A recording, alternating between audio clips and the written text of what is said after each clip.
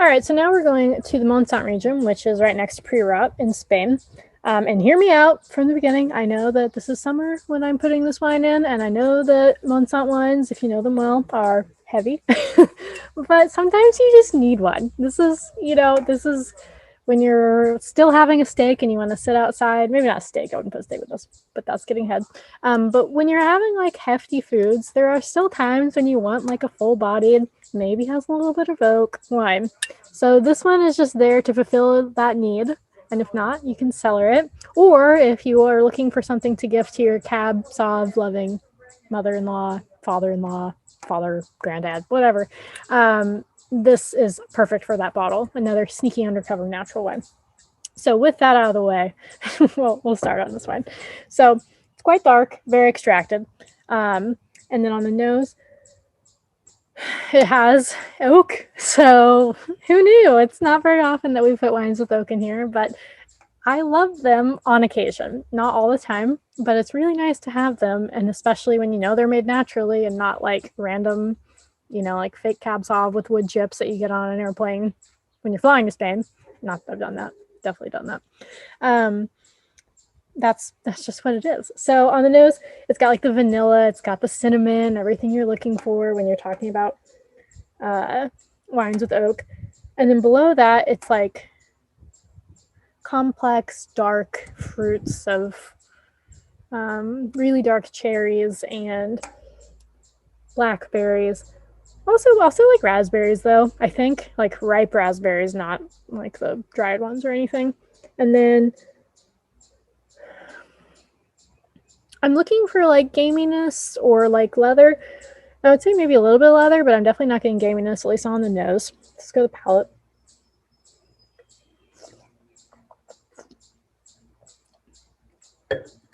Sometimes it's just nice to have a wine with oak. I just really like it.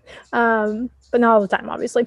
So yeah, all of that's still there. And it's actually grippier than I remembered. So the tannin is there, which is great because we'll talk about that with pairing in a minute. But it's really fruit forward, and I think that on the palate, it's jammy. So all the things that people that normally drink natural wine are like, oh, I hate oaked jammy wines. I'm sorry, but I'm not sorry because this wine is delicious. And if you can just subjectively take your mindset away from, enjoying glue, there's a time and a place for this wine. And this wine is a beautiful expression of this region. So I love it, but again, like I'm not going to drink it every day, but like I'm going to keep this in my cellar, and next time I'm having my filet mignon or whatever, like I'm going to pull this thing out and I'm going to drink it. So yeah, as far as pairings, like the tannin is, let me try a little bit more.